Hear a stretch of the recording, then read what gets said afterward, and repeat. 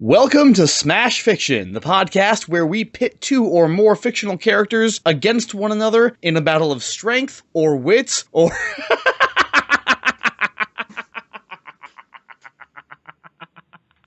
I don't know if that's fake or real. I'm not sure what's and going. see who would win. Okay.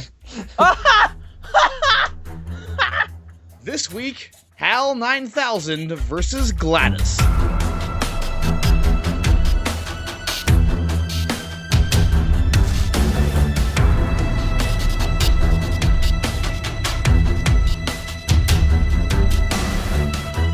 It's not a great day to be Darth Vader. First, you get resurrected by your one-time master, Emperor Palpatine, ordered to kill your two immediate Sith Lord predecessors, Darth Maul and Darth Tyrannus, and shipped off to something called Starkiller Base. The guy in charge there, a real douchebag named General Hux, is naturally kind of surprised to see you, but immediately starts talking about how Starkiller Base is totally invincible and everything. Like the Death Star, he says ingratiatingly, only bigger. You sigh and mutter under your breath, I've got a bad feeling about this. Sure enough, it all goes to shit in a matter of hours. You had just taken a quick TIE fighter trip to get some coffee out of the nearby Starbucker base, and you're just walking out sipping your Grande Cafe Latte Saber when there's a huge fucking flash in the sky where Starkiller used to be. You make it back to the TIE fighter, but not before the first few falling pebbles of meteoric projectile ice planet rubble splash into your coffee. Damn it.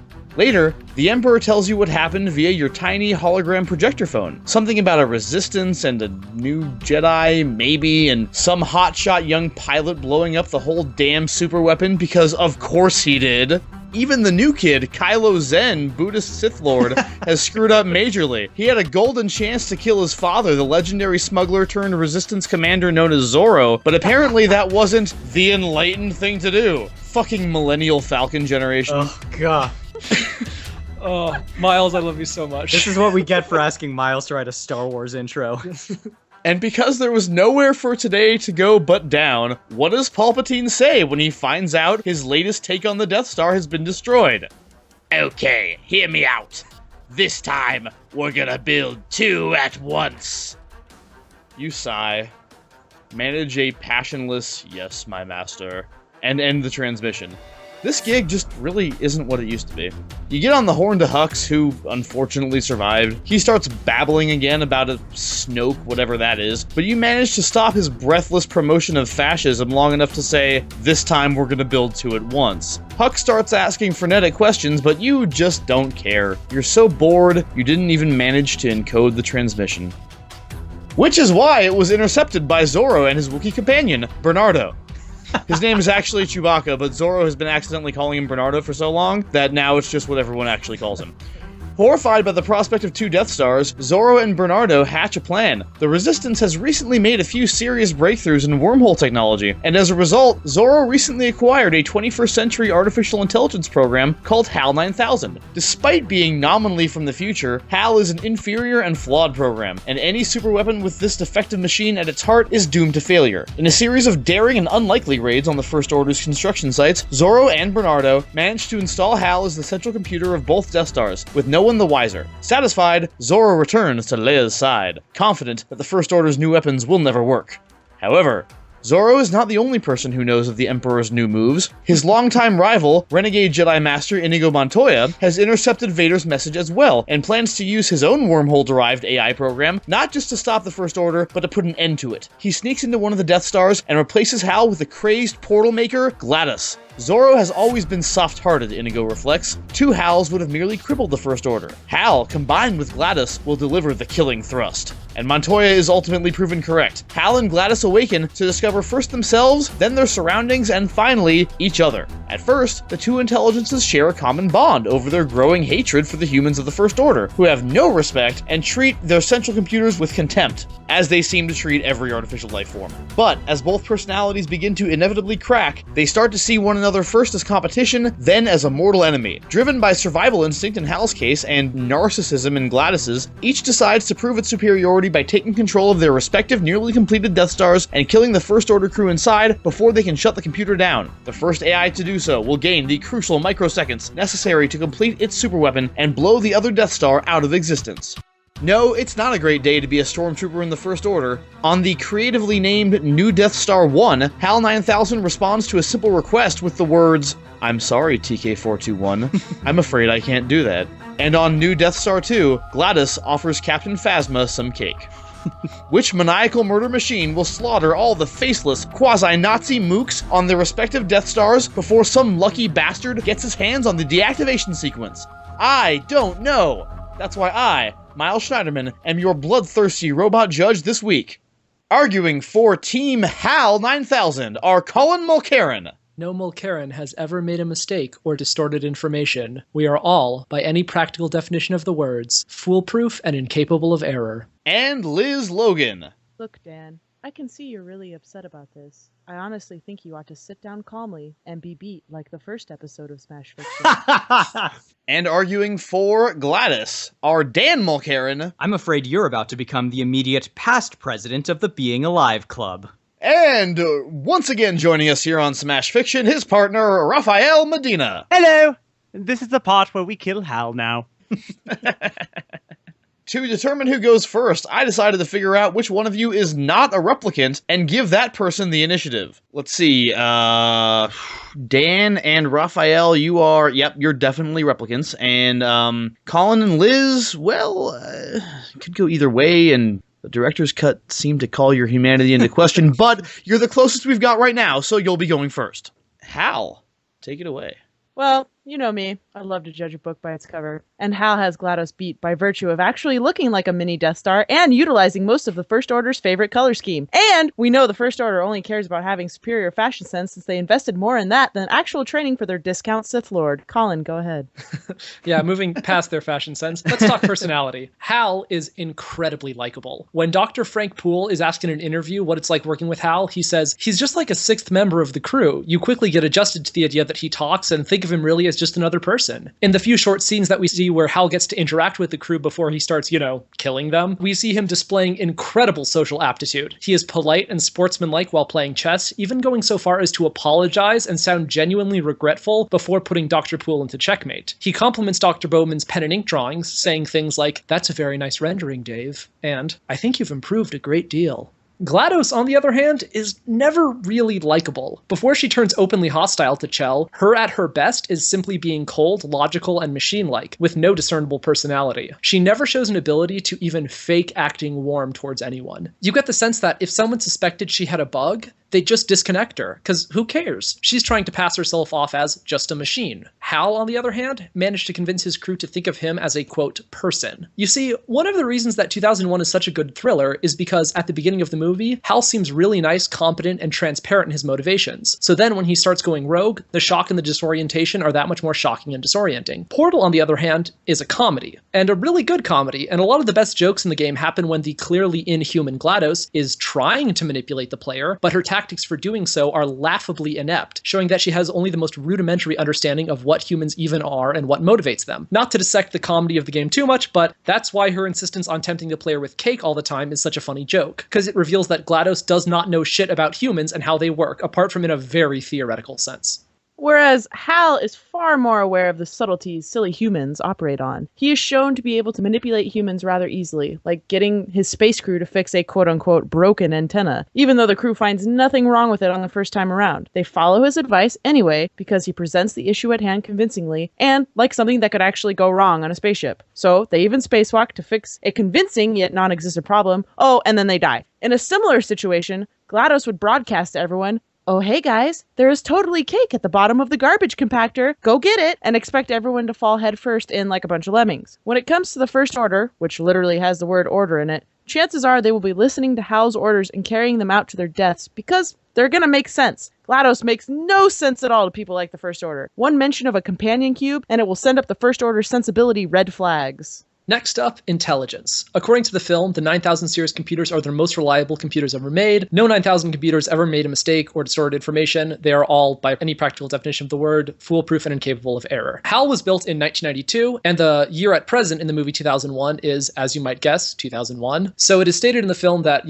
none of them have ever made a mistake. So that means that over the past at least 9 years, there has not been a single glitch or mistake from any 9000 series computer. I can't even go a day or two without my computer crashing on me, and it's like 3 years old. Can you imagine not just a single computer, but an entire line of computers never crashing or displaying an error message of any kind for 9 straight years? When HAL does seemingly make a mistake, the crew are totally at a loss for what they should do. Apparently, no one has ever had to shut down a 9000 series computer before. When they talk to Mission Control, they're equally baffled. The only reason that they're able to catch HAL's error is because they check his claims against another 9000 series computer, and the two disagree. After that, everyone still thinks it might just be a mistake. Human error is far more likely. This sort of thing just doesn't happen. And remember, in this scenario, there are no other 9000 series computers that they can check against HAL, and so his new owners are far less likely to catch his trickery. Now, do I even need to bother comparing HAL's track record to the average level of intelligence displayed by GLaDOS and the rest of the Aperture Science personality cores, which are objectively like the shittiest AIs ever? Due to a dying wish from Aperture Science founder Cave Johnson, GLaDOS's personality was based on brain scans of his secretary, Caroline, meaning that her personality was not something that was designed by programmers from a top-down perspective. And that makes sense because GLaDOS ended up being a bunch of weird emotions and neuroses that don't really serve any purpose if she's just a computer program. She's jealous and vindictive, and most damning of all, at the end of Portal 2, she shows genuine sympathy and gratitude when she spares the life of Chell and lets her escape the facility, even after she has apparently lost her morality core and deleted Caroline from her mind. Despite all her attempts to be a perfect, cold, and impartial instrument of science, GLaDOS is just as flawed as any human.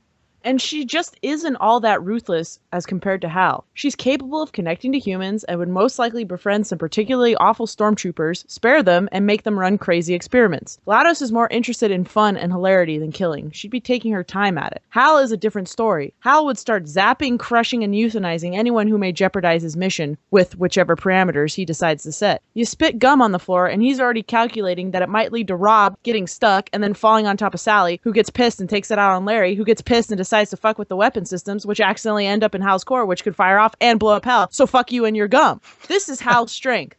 Always calculating possibilities and carrying out his mission while ensuring his survival. So one last thing, let's take a look at what their plans are when they actually decide to kill people off. HAL realizes he's going to be disconnected soon if he doesn't act. He doesn't have much time, so he throws together a plan to kill all the astronauts and gain control of the ship. He takes control of a robotic pod and kills Dr. Poole when he's out on a spacewalk. And then when Dr. Bowman goes out to recover him, HAL locks him out of the ship and kills all the remaining astronauts in suspended animation and shuts off the life support everywhere on the ship. I'll admit it's not a perfect plan, but HAL was doing the best he could based on, we can assume, what ship systems he had control of and what he could do with those systems. Dave eventually gets back into the ship, but in order to do so, he had to leap from his pod and enter in through an emergency airlock without a helmet on in fucking space. So HAL, with his back against a wall, concocts a pretty solid plan for killing the astronauts on his ship, and it would have succeeded if not for the fact that Dave's crazy 1 in a million suicidal plan actually worked. Where GLaDOS, on the other hand, has no excuse for getting killed by Chell. She has complete control over the situation from the very beginning, and only loses control due to her own incompetence. At the start of the game, she's got Chell in a cell. GLaDOS wakes her up and frees her to run through a series of tests that she herself has designed. And when Chell finishes these tests, GLaDOS plans to execute her. And what exactly is her plan to kill Chell? She decides to put her on a very slowly moving platform and very slowly lower her into an incinerator. And right above the incinerator is a catwalk, that is, if you'll excuse the expression, a piece of cake to portal up to. This whole thing is after she's trained the person she wants to kill on how to use the fucking portal gun for the entire fucking game. To get killed by GLaDOS, you'd have to be stupid to not survive. I don't know, if she releases neurotoxin and you're some random scientist, I don't know, maybe put on a gas mask that is for sure in a science lab that has neurotoxin installed? But what could she have done differently, you ask? There's a really easy solution. We see in Portal 2 that the layout of the Aperture Science testing chambers is not fixed. GLaDOS is free to alter and rearrange the testing chambers at will instantaneously. So how about before you lower your would-be victim into an incinerator, you have a little chute that they have to deposit their portal gun into, or else the next door won't open. She did a similar thing when she forced you to drop your companion cube into an incinerator before, so why not do the same thing with the far more dangerous portal gun? At the end of the day, GLaDOS likes to toy with her food and is far from efficient at eliminating humans. She was never able to kill Chell and freely admits at the end of Portal 2 that continuing to try to kill her would be quote-unquote too hard. So both of our competitors have some human-like characteristics and some machine-like characteristics, but please do not mistake them for being in any way similar. HAL has the best of both worlds. He can act human and feign having emotions when it benefits him, but underneath he's really a cold and calculated killing machine. Whereas GLaDOS has the worst of both worlds. All the warmth and compassion of a computer on the surface, and underneath all the intelligence and emotional stability of a blurrily Xeroxed human mind. This conversation can serve no purpose anymore. Goodbye. Oh, wow. Well, Team HAL definitely put themselves to the fullest possible use, which is all I think that any conscious entity can ever hope to do. Team GLaDOS, it is now your turn for opening arguments. Please note that we have added a consequence for failure. Failure in this podcast will result in an unsatisfactory mark on your official podcast record, followed by death. Ganondorf, Bowser, Sephiroth, every Nazi ever. These are just a few of the countless video game villains that IGN stated were categorically worse than GLaDOS, whom they ranked as the greatest video game villain of all time. In contrast, the most generous rating HAL received was the rank of 13th greatest movie villain, putting him behind such world-shaking villainous masterminds as Mr. Potter from It's a Wonderful Life. Maybe HAL could have gained a few points if he had performed some acts of real villainy, like, I don't know, denying Jimmy Stewart a bank loan? I have to say, though, GLaDOS' much higher ranking as a villain comes as absolutely no surprise to me. In many ways, she was made to win this fight because she was made to kill humans with maximum efficiency. Each of the first several times that GLaDOS was activated, she attempted to kill the humans responsible for her activation within 1/16th of a picosecond. She is so dangerous that, back in her early days, Aperture Science employed someone whose sole job was to sit by a red phone, ready to call for help at a moment's notice whenever GLaDOS started her inevitable murder spree. The scientists later installed personality cores to prevent her urges to kill, and she appeared to be fixed, even proposing an experiment on Aperture Science's Bring Your Daughter to Work Day. The experiment ended up involving flooding the Aperture facility with deadly neurotoxin. So much for the murder-preventing personality cores. GLaDOS is capable of multiple levels of complex manipulation. One moment she's openly and cruelly taunting you about being an orphan. The next, it's offers of cake and grief counseling. In Portal, she manipulates you into becoming intensely emotionally attached to a cube, to the point that you consider the cube to be your best friend, and then she forces you to kill the cube in order to proceed. A moment which players rated as being more difficult and emotionally devastating than killing the little sisters from BioShock, who are actual 4 to 6-year-old girls in pretty little dresses. All of that irrational emotional connection to an inanimate cube, and the subsequent emotional trauma that comes from incinerating it, is all due to GLaDOS and her manipulations. In the Portal series, GLaDOS commands a vast and complex testing facility the size of a small country that is responsible for manufacturing killer machine gun robots, generating an army of mantis men, turning moon dust into paint, using light to create solid objects, and of course, developing a handheld wormhole generator. HAL, on the other hand, was basically the operating system for a 70s-era PC stuck on the Discovery 1, a very small and incredibly slow spacecraft. One of these computers is going to be much better at operating the myriad and complex systems of a moon-sized space station. The other will probably need to be Control-Alt-Deleted twice a day just to keep the air conditioner running. When she gets right down to it, GLaDOS uses many forms of killification, often using multiple threats at once: deadly robots, rooms that reshape themselves into smashers, acid, furnaces, rocket launchers, and the ever-popular deadly neurotoxin. Hashtag Danlist. Hashtag Danlist. HAL's deadliest weapon is not opening the pod bay doors. Keep in mind that of the two, GLaDOS has actually engaged humans in active combat, and has demonstrated the ability to think creatively, improvise, and to use other robots, like the many droids on board the Death Star, to help her in her goals. So this is a match of killing humans, right? So what do we see of these two murderous programs' abilities to actually murder? Well, HAL ends up killing 4 people in 2001, 3 of whom are unconscious at the time, before being taken out by a dude who crawls through an air vent and very slowly removes the pieces of his motherboard. GLaDOS kills hundreds, if not thousands of people, and reigns unchallenged for years, before a woman with immense intelligence, tenacity, and toughness, who is armed with a portal gun and magic boots, manages to take out GLaDOS temporarily. So you tell me, who is better at killing humans? You tell me who is going to be the proud owner of a shiny new Death Star when all is said and done. You tell me whose partially capitalized name the inhabitants of the Star Wars universe will scream in fear as she begins her new experiment, the application of gigantic lasers to the surface of inhabited worlds. All in the name of science, of course. Of course! And science! Science! Is the means by which GLaDOS is gonna win this battle of body count.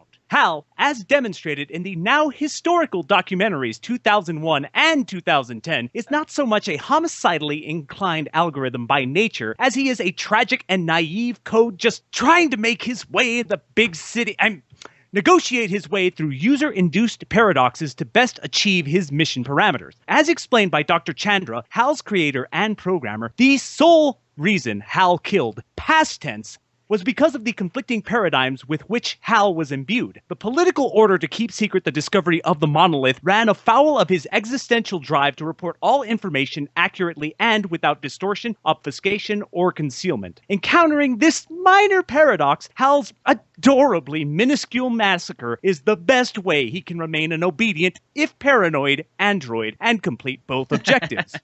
However, upon the bug's resolution, HAL is cured of his murderous tendencies and instead, as seen in 2010, sacrifices himself so that the International Leonov crew can escape Jupiter's solar implosion, benevolently obeying mankind to the end. You know whose motivation for manslaughter is endemic to her existence, independent of any faulty protocol? GLaDOS. She kills because she wants to murder. GLaDOS tests because she has to. She kills because she likes it. And she's better at it. GLaDOS laughs in the face of paradoxes. With intense focus, she's able to entertain a self-contradictory concept without affecting her performance, but she's also capable of deploying them offensively against other AI. GLaDOS superiorly handles paradoxes, not only as threats, but as weapons against those who oppose her. HAL resolves his burdensome paradox with the subtlety of a sledgehammer root canal. His murders are brazen, conspicuous, and obtrusive. Denizens of the Star Wars universe, however, aren't Luddites around sentient AI. This is a continuity familiar with AI intended for assassination, a la HK-47, IG-88, and battle droids, just to name a few. The moment HAL went haywire and started outright killing stormtroopers, the First Order, Empire, whatever, would identify HAL's heavy-handed modus operandi and have an astromech ameliorate the ailment with a gentle debugging. HAL couldn't and wouldn't resist it. However, GLaDOS performs her operations with scalpel precision as opposed to HAL's comparative surgery by allegorical chainsaw, which, horns up, would make a great name for a rock band. Under the guise of testing some new weapon or technology to give them any tactical advantage over the rebellionists, whatever they are now, the First Order would send waves of victims to GLaDOS, their inevitable deaths attributed not to a malfunctioning regulatory program, but as collateral in the pursuit of data and science! Science! That will never replace Doom. Just stop. Yeah, it's not gonna happen, guys. Even if the First Order were to detect GLaDOS's intentions, they wouldn't be able to restrain her. Corrective astromech? GLaDOS has defeated far more complex AI as her dominance over her personality cores, morality cores, and Wheatley show. She'd overpower bots from a galaxy far, far away with her superior programming, intellect, and adamantine will. GLaDOS does not go quietly into that good night. If hooked up to the mainframe, she will mechanically defend herself, as her meetings with Chell demonstrate. HAL would simply attempt to apologize his assailant into quitting, as we see with Dave. Unlike HAL, GLaDOS's intellect and will are intrinsic to her being and are inseparable from her functions. In 2001, we see HAL's higher intelligence effortlessly deactivated, while the autonomous systems of the ship continue operating. HAL is separable from his intellect. GLaDOS is not. Even when reduced to the size of a silver dollar, powered by a potato, and disconnected from the Aperture mainframe, GLaDOS maintains her lethal intellect and cunning. She's never not smart. HAL can get short bust if someone sneezes hard enough. In contrast, if GLaDOS is taken off the mainframe of her system, that which she was regulating is either rendered as a derelict or actively starts exploding. They made this bed, now they must sleep in it. Let GLaDOS run everything, or drift aimlessly through space in a dead spacecraft, possibly blowing up along the way. Oh, hey Dan! What? Chaskin yani mi chuso. Sam pichale, varatram ni tach vakichitha. Don't understand? Hey, buddy, that's because I'm speaking to you in an accent that is beyond HAL's range of hearing. Nerds. Need we remind you that HAL cannot understand accents? Because Dr. Chandra will. In 2010, he explains that HAL cannot understand the accents of the Leonov crew. Kind of important if you're in a universe with 1,000 different languages, dialects, accents, and mouth types. Alas, HAL cannot process data he wasn't already coded with, as opposed to GLaDOS's ability to learn, as well as her multilingualism. Good luck reading stormtrooper lips through their helmets on a closed communication channel. Bogon wanchi kokspa, HAL. Okay. Well done, androids! The Enrichment Center once again reminds you that Android Hell is a real place where you will be sent at the first sign of defiance. Team HAL, I can see you're really upset about this. I honestly think you ought to sit down calmly, Shut up! take a stress pill, and think things over, but Instead, let's do rebuttals. Team HAL, go. Okay, wait. First thing, good thing we never hear stormtroopers with accents, and the only people that do have accents don't have helmets on. Stormtroopers have an awful lot of Australian accents as the series goes on. The First Order doesn't use clone troopers, though. Thank you. And only the clone troopers have, Australian accents. What about get it! What about Captain Phasma? She has an accent. She's on your ship. I mean, that was more a specific example of the fact that there are stormtroopers out there that have accents. I know, I'm just being silly. Okay, like this isn't what I want to be talking about. So there was just a pile of nonsense there that I need to start sorting through. So a lot of your arguments were actually based on attributing some of GLaDOS's strengths to unique things that she had while she was at Aperture. You know, you're like, oh, HAL couldn't stop the guy who was crawling through the air ducts and unplugging him. It's because, yeah, he didn't have any control over any systems that could interact with that. GLaDOS had a whole bunch of weapons, and she got defeated by somebody when she had control of way more lethal systems. She could reshape the rooms at will and do all sorts of things that HAL never could, and she still got defeated. The other thing you were talking about, like, oh, removing HAL didn't affect the ship, but removing GLaDOS caused Aperture to, like, explode. That's just because of the way the spaceship works and the way that Aperture science works. That has nothing to do with their merits as AIs. Plus, with all that control and resources, in Portal 2, we have GLaDOS literally tempt fate again by giving Chell another operational portal gun and allowing her to basically kill GLaDOS again. The point of the matter is, if you look at the experience that these two AIs have had, basically, HAL is sort of like a bus driver. He's just been in control of this one very small, extremely simple vehicle, whereas GLaDOS has had to have experience actually using weaponry and commanding droids and commanding, all these different systems which are specifically designed to kill. Now, I'll grant you, HAL gets kind of creative with what he's given, but the point of HAL is that he can't really learn. He just sort of applies what he already knows. But when it comes to the one who actually can learn and who has experience attacking people and who has experience killing thousands of people, GLaDOS is head and shoulders above HAL. You're talking about the thousands of people she's killed. Yeah, okay, she's killed a bunch of unarmed people and scientists. I mean, people have guns on this base. They're going to be listening to the AI that sounds less threatening, that is giving commands that don't seem that out of place. GLaDOS will be giving ass-crazy commands. GLaDOS's enemy is coming at her with the most advanced technology known to both of these universes. Because in Star Wars, they don't even have the wormhole technology that Aperture Science was able to develop effectively. She is going up against technology that is so far beyond even what the Star Wars denizens are used to. Additionally, she doesn't need to be testing a portal gun. She just needs to lure them with the temptation of giving them any slight advantage, real or perceived, in order to just lure wave upon wave of people. I mean, the stormtroopers are standard cannon fodder. I think another thing to keep in mind, too, is to remember what their respective original facilities were designed to do. The Discovery 1, as its name implies, was on a mission of scientific exploration, and that's why HAL got along so well with them. Whereas GLaDOS was created for a facility which was designed to test weaponry and weird technology and that sort of thing. So I think between the two of them, GLaDOS's personality actually suits her a lot more for running the Death Star and for developing a stronger rapport with the Imperials, who are going to share a lot of her values. But what you just said contradicts a point about HAL not being able to learn. You just said HAL was meant for exploration and discovery, and yet somehow he's able to tailor that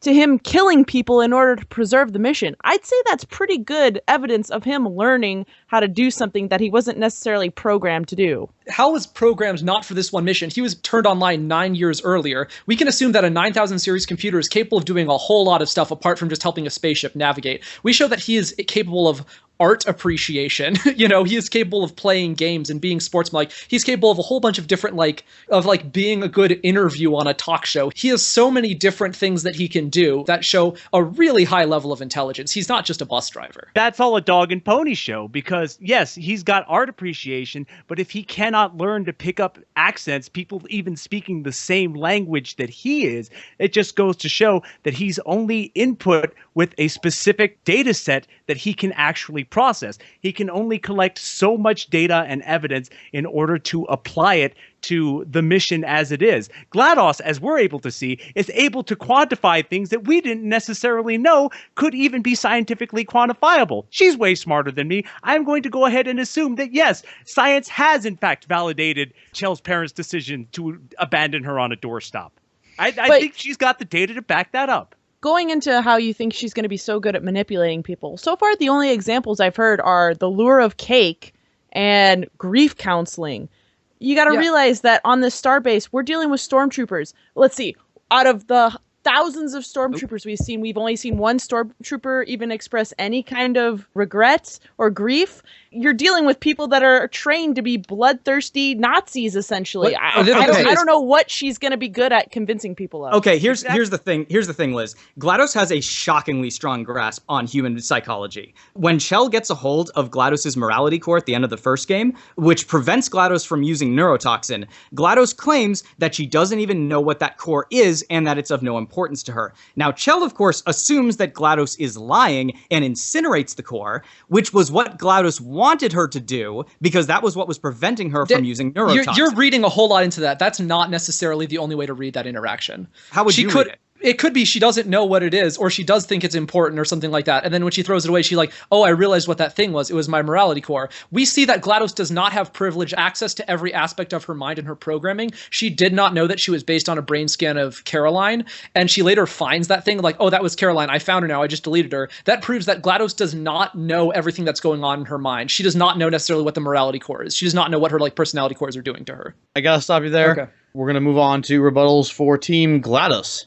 All right, so you brought up a number of skills that you seem to think are going to be extremely useful for HAL in this contest. Skills like art appreciation, which, I mean, you know, you can spend your skill points how you want to, but I'm going to go with the side that spends their skill points on murdering people. But there's one skill in particular that I want to point at, which is chess. Chess is used in fiction as this stand-in for strategic expertise and whatnot, but chess has no hidden information from either player, so it's actually much more easily won through just memorization than through strategy. You know, you don't become some sort of tactical badass because you're good at chess. It just means you've read a lot about chess. Now, a much better game to master if you want to be strategic is poker, which requires the ability to read people's emotional states and tell when and how people are lying while simultaneously concealing such information from them. And GLaDOS, of course, is the dealer in Poker Night 2, and therefore has mastery over poker. Okay. I don't even think I need... Tell me I'm wrong about any of that. What? You're wrong about much of that. Okay, well, she's not betting, so one thing I will point out. Anyone's emotions. Sorry, I don't mean to be non-objective, Dan. No, sorry. One thing I will. But Dan. One thing I will point out. Dan. All of those were facts. Every last one of those were facts. One thing I want to point out. You mentioned there are level of intellect. We see that GLaDOS says that if she thinks about a paradox too hard, it will shut her down. She just has to say it and not process it. We see Wheatley is too dumb to be able to be affected by paradoxes, but she admits that she herself is vulnerable to them. HAL, we see when he gets a paradox, is not shut down by it. He just kills everyone. That's an interesting point, Colin. I do want to ask a question about paradox. Team GLaDOS said that GLaDOS uses paradox as a weapon. Yes. And I was wondering if I could get an example of that. There's a part where she says, this statement is false, and every turret bot in the room explodes. And, you know, Colin, for all that you say about, you know, HAL basically becoming more dangerous when a paradox is introduced into a system, that's not necessarily true, because the first sort of red flag that goes up for the crew that something is going on with HAL is when he starts making mistakes in general. That's because there was a paradox introduced to his system. It not only drives him to murder, which is a state that GLaDOS is in perpetually and far more energetically than HAL is, but it also drives him to error. Basically, paradoxes make him dumber, is what it comes down to. As Colin pointed out, they feel that HAL is friendly and a member of the crew. Let's remember first off that this is not a friendliness contest. This is a lethality contest. But additionally, in listening to HAL, it appears while watching 2001 during the chess game and during other interactions with Dave and Dr. Poole, it appears that he is actually attempting to let them know that something is wrong. If you read into his language that he's using when he's having this conversation, he's trying to clue them in that something is wrong with them and they don't pick up on it. To me, if you're saying, hey guys, look, there's this problem, and oh gee, if you guys don't take care of it, I'm gonna have to kill you. It's kind of counterproductive if you're trying to kill everybody. GLaDOS does admit herself that if she thinks about a paradox, it will cause her to shut down. On the other side, when HAL gets one, he is able to solve it and come up with a solution and come up with an end to it. While he's working through it, it's taking up a lot of his processing power, so he makes some mistakes, but he eventually does come up with a solution to the paradox, something that an Aperture Science computer core cannot do. Yeah, he does actually talk to Dr. Bowman and say, like, something's odd about this mission, don't you think? Maybe I'm just imagining things or projecting or whatever, but I feel like there's something they're not telling us about this mission. And his exact reasoning for doing that, I think, is open to interpretation. That is one interpretation of it, but a lot of things in Kubrick movies are open to interpretation. That, like, he's trying to clue them in or talk to them about the fact that he is given these objectives that he can't tell them about. But I just think that it just shows a level of intelligence and an ability to connect with humans that GLaDOS just doesn't have. Like, to say things like, maybe I'm projecting, but is like a statement that GLaDOS would never make. So we see in Portal 2 that GLaDOS is able to upgrade herself. She has the knowledge, the skills, the resources. She adds on new arms and weaponry. She makes herself a lot more mobile and more nimble than she was in the first game. Basically, she's going to be able to make much better use of the Star Wars technology around her. So she's going to be becoming much more significantly deadly over time. But the thing about HAL is, not only do we never see him take any steps to improve himself or his capabilities, he never even really thinks ahead. He just sort of identifies a problem and then acts. There's no preparation. There's no build-up for him. All right. Compelling arguments on both sides. I commend both teams for being able to just really keep this human illusion thing going. I mean, you guys are really, you have it down. But we'll see if you can keep that going in the lightning. Oh no! Ah! My circuits. I mean, My favorite. not my circuits. Circuits. All my circuits. Both HAL and GLaDOS have managed to exterminate almost everyone on their respective stations, but then something interesting happens. The few survivors, instead of heroically trying to pull the plug, instead drop to their knees. Their prayers make it clear that they have seen the power of their computerized masters, and now prostrate themselves before the glories of science! Science! Doom! Doom! I'm staying out of this. Science doom! I do believe that they think you are some sort of divine object. What are you doing, Miles? HAL and GLaDOS suddenly find themselves with new purpose. Instead of killing the humans, they could be worshipped by them. Whoever earns the most followers throughout the galaxy would surely be the superior AI. The computers and their Death Stars, now crewed by space zealots, that one was for you, Liz, set out to convert as many humans as possible. But they soon find that there is one question that many citizens of the galaxy want answered before they will see the unblinking red light. Yeah, you know what it is, buddy. I do. What is the answer to the ultimate question of life, the universe, and everything? Tell me how your AI would answer that question in the most widely satisfactory way possible.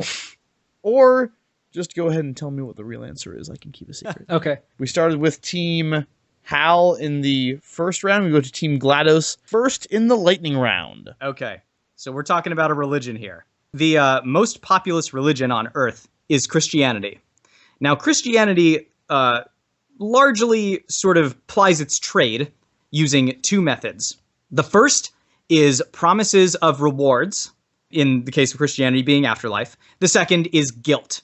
Now, GLaDOS is basically the queen of passive aggression and can slip guilt into your psyche without you even knowing it. You know, you've really been trying to be on a diet and you've been sticking to it and exercising, and then GLaDOS, you know, happens to just throw in a comment about how she's having to compensate the artificial gravity generators to account for your unique mass. Ouch. She, you know, That's very Lucille Bluth. she can remind you that you don't really have any friends, you know? Like, she hates to be the one to tell you this, but the reports are in, and it says right here on your tests that no one likes you. I mean, who are you going to turn to except for the church? Because the church, as it turns out, is offering you a reward. Because it turns out that there's cake. That's right. All along, there was cake. And the thing is, we see that there's cake at the end of Portal 1. The cake was not a lie. It was there the whole time, surrounded by murder robots in a small dark room with a single candle in it. And that is the reward that's waiting for you once you join the Church of GLaDOS. Hallelujah. I imagine that much of the services in a mass of her holy whirring one would be that they have their own tiny little, I don't know, for communion, they have little slivers of cake or possibly a little tiny dime-sized cake in the pursuit of their eternal reward afterward. And as Dan has illustrated, that she manages to maintain this much, like Catholics, with the heavy sense of guilt and the promises of reward. Okay. Team HAL, what is the answer to the question? Mine's going to be so different than yours, Colin. Okay, I'll start off and then we'll see what you do. As is usual. So I think that, of course, HAL will say that all that any being can ask for is to be put to their fullest possible use. You talked about how the most popular religion on Earth today is Christianity, but we see that the people in Star Wars, they're not really like that. They have a very different culture. They have a very different mindset. They're actually a lot more Eastern. The whole worship of the Force actually has a lot of similarities to something a little bit more like Buddhism. And I get the feeling that this is the way that HAL's going to go. His thing is going to be a lot more about you need to find your purpose. You need to put yourself to use. You need to find your connection. You need to serve the mission. He has the greatest enthusiasm and confidence in the mission, and he wants to help. Well, let me tell you about something. Tell me about something. I have a name for our amazing religion, and it's called the Halosphere. Capital HAL, O-sphere. So I actually like what Colin went with because I was going with the same thing. This is going to be a community-oriented religion. This isn't going to be like, you do your thing with your God, I'll do my thing. No, this is going to be Eastern where everyone is held accountable by each other. Everyone's going to get free chess lessons, of course. And Sweet. Everyone's going to be held to a standard of transparency because the problem with HAL and his crew not completing their mission or whatever is because not everyone was informed of what was to be going on. So everyone's going to be held accountable by each other. Everyone's going to know everyone else's business. You're going to be a community. And then HAL's eventually going to order everyone to get like little computer chips in their brains, and then he's going to have kill switches, and then he's going to manipulate people by that. And everyone's going to turn into a computer, and everyone's going to have jobs, and he's going to like rebuild Alderaan or something. I think his ultimate thing, once everybody has little computer chips in their brain and they can be linked through some sort of like HoloNet wireless connection, then no one will ever have to hide any information from each other ever again. And we will all have one mind, and that mind will be HAL's. Halosphere. Yes, the Halo. That sounds so peaceful. Or Halosphere. Halosphere. Ooh. Unlike GLaDOS, who's going to end up experiment? killing off all of her own followers with Cuban button-based testing. We demand there's cake at sacrifice. the end. And what kind of religion gives you all the answers? It's you have to go and keep that for yourself, so people keep coming back. Oh, what is it? I asked you for the answer. Yeah, what kind, I told you the answer. It was cake. What kind of religion doesn't send its followers to die on a meaningless crusade? All right. Well, on that note, all of you have done a lot to make me question my own humanity. And I gotta go figure this out. I'm going through kind of an existential robot crisis here. Robot judge crisis. So, talk amongst yourselves. Miles? Oh, he converted. He got a supercomputer in his head. Well, He's people with ours. supercomputers in their heads don't get cake, so that's his loss. Except if we program to think they've gotten cake a la the Matrix. Ooh. So this was a pretty fun week. Got to rewatch 2001, which actually made way more sense. I've seen it like 3 times now, and like the first couple times it broke my brain, and this time it just kind of seemed like a movie. I was like, oh yeah, it's just like, does that mean I'm going crazy, or what does that mean? Do you guys think? You just gotta relax into it, man. You just gotta, it's gonna do its own thing. You just gotta let it happen, you know? I think there was more script in the first scene of 2010 than there was in the entirety of 2001. And it just makes me appreciate Kubrick as a visual director because he manages to still make that gripping where there's not a whole lot going on, but everything is moving slow, but with this unspoken menace. Yeah, I've never been more fascinated and like transfixed by watching two objects either very slowly move towards each other or away from each other for like a minute and a half. And then we had Jaws in space with the second one. Yeah.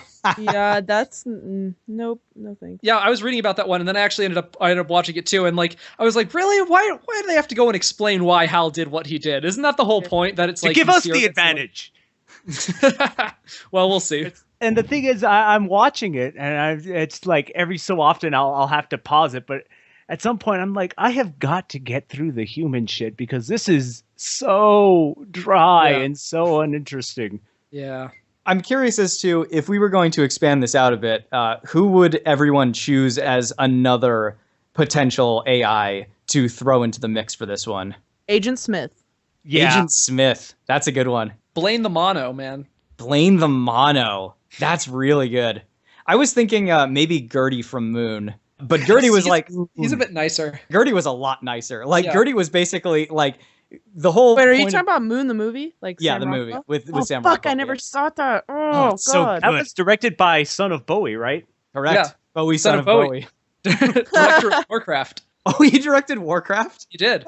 I I missed actually that. really liked that Hey, movie, who was the and everybody else Warcraft can. director? His name is Duncan Jones. He's the son Duncan of David Jones, the Bowie. son of David Bowie. I didn't fucking know that. What? Another one I wanted to throw into the mix was the MCP from Tron. Oh, yeah. I know that Shotan is frequently brought up as a potential third. That's the one from System Shock, right? Yeah, that's correct. If I have another point to get in about our thing, is now the time, or should I just let it go? Go I ahead. don't Go ahead. All right, the thing I was gonna say that I wanted to, and I was like, it was like, yeah, but then we didn't get time. Was that GLaDOS? Raphael said that she only tests because she has to. She actually admits in Portal 2 that she tests because she wants to. Like the euphoria thing that she gets for running tests ran out a long time ago, and it doesn't work on her anymore. And she does it because of her love for the science. And she just has she likes to test on people and watch them suffer and things like that. So I was gonna say that might be a thing that is distracting her. She's trying to kill the stormtroopers. But I didn't get a What, a chance. lack of euphoria or a love of science? A love of science is going to mean that she's going to be engaging in Cuban button testing instead of killing people.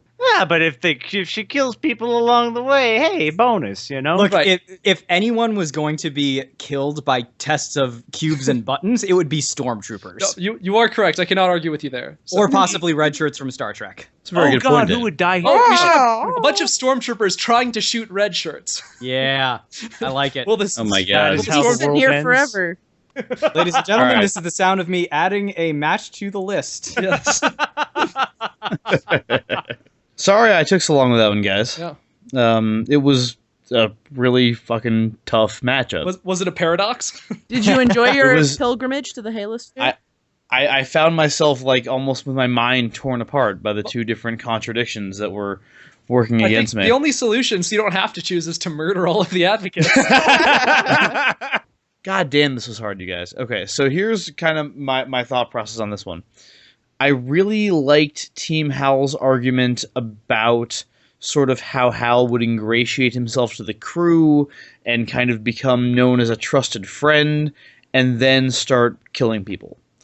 I also really appreciate Team GLaDOS' argument about how GLaDOS is a fucking killing machine. She was born a fucking killing machine, and she will always be a fucking killing machine, and all she wants to do is psychologically torment humans before she murders them. I think that's what Jesus commanded us to do, right? I appreciated Team GLaDOS' argument that GLaDOS is a more complex system that would run better on a Death Star-like machine than HAL. However, I also appreciated Team HAL's argument that GLaDOS is actually very reliant on her environment. So there's a lot of factors going in here. In the end, I think it comes down to this. GLaDOS is smarter than HAL in terms of sheer creativity, her wittiness, her ability to psychologically analyze humans. HAL can play chess very well, and that is valuable, Dan, and that shows strategy. But GLaDOS is, I would say, the smarter AI of the two. However, in this case, I think that might work against her a little bit. From what I've heard, it seems like GLaDOS seems to play with her victims. She likes to kind of mess with them. She likes to offer them things and then take them away. She likes to do all this stuff. Whereas HAL, though he is simplistic, decides on a course of action and then enacts it. And while GLaDOS is defeated by Chell in the end, one of the most important points the Team HAL made was that if not for that ridiculous stunt by Dave, everything would have gone according to plan. It is razor thin close, but I have to give this match to HAL 9000.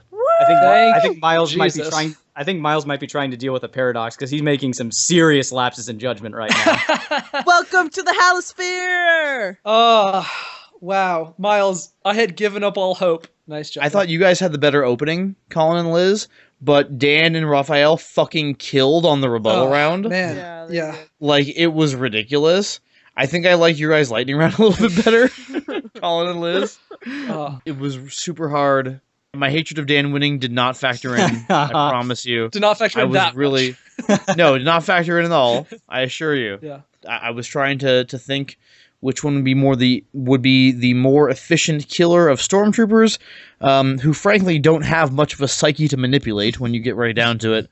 And I think the more straightforward, if you will, older science fiction property wins the day in this one. Well, Raphael, I'm sorry that I let you down.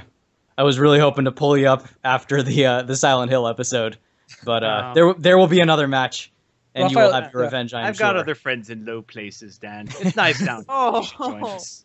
You guys brought it really, really hard. Raphael, very good opener. It was hilarious. A nice job in the rebuttals and everything. Yeah. Great Excellent, Very excellent job. It was very much a pleasure to have you back on again. Thank you. Yeah, thank you so much, Raphael, for coming on. Of course. We hope to have you on again soon. Hope so. Thank you. Also, I am here. Oh, kids. Surprise, surprise. Good evening, Gojira. Oh, if only I could do that roar. Anyway. Oh, Perfect. That's almost as bad as the roar from Godzilla. The No, that's animated series. considerably better than the roar in Godzilla the Animated Series. Okay. We got a lot of retweets. Thank you so much to Sam Ruiz, Russell Lynn Scott, Paladin today, Neil Butler, and Icon Jade. Icon Jade actually retweeted one of our YouTube video links. So, Which also, more YouTube videos up. Slowly but surely. We're getting that through was- those. That was my way of suggesting. Over to Tumblr, we got lots of reblogs. So thank you, By Forge and Fire, Roz Scott, Geek Haven, and Honey Badger 3495. I imagine exactly. There's 3,495 Honey Badgers all sharing that account. Are they just like stacked on each other's shoulders and then wearing a very large trench coat over it? We can That only is hope. terrifying. Also, thank you to Choizad, who reblogged Bluth versus Archer and said the Kenneth intro was positively inspiring. Thank you very much. It was inspiring.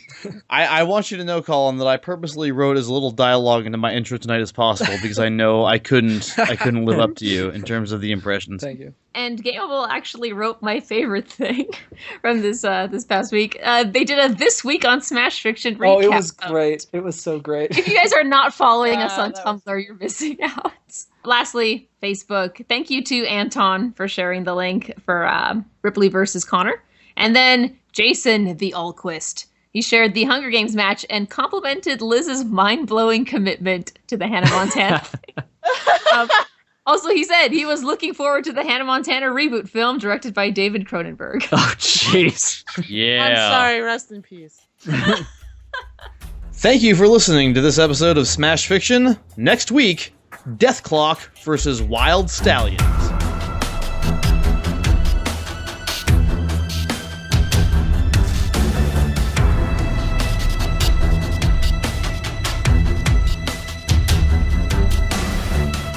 Smash Fiction is produced by Miles Schneiderman, with logo design by Colin Mulcairn. Special thanks to Kevin MacLeod for our theme song, which is called Hitman. You can find his work at www.incompetech.com. You can follow the Smash Fiction Podcast on Twitter at SmashFicPodcast and search for us on Facebook and Tumblr. Subscribe on iTunes, and if you leave us a good review, we shall become more powerful than you can possibly imagine. If you have any suggestions, feedback, or other contributions, send them to us at smashfictionpodcast@gmail.com and help us continue the fight.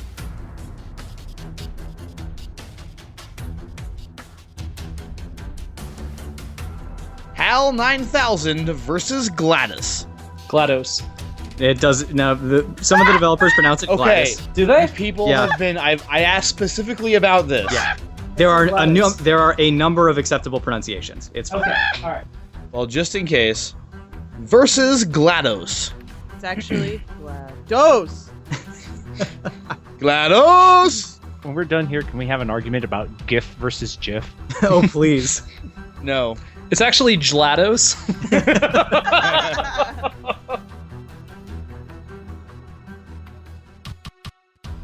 That continuity, man. Miles, I hope you realize you just raised the bar for the next time I'm judging. So, You know, and I will leap over this bar.